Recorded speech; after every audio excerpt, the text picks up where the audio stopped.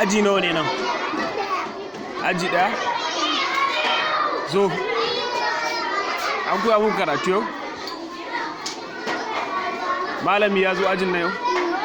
Me ya koya muku? Ko ka manta? Kai zo. Malami ya zo ajin na yau?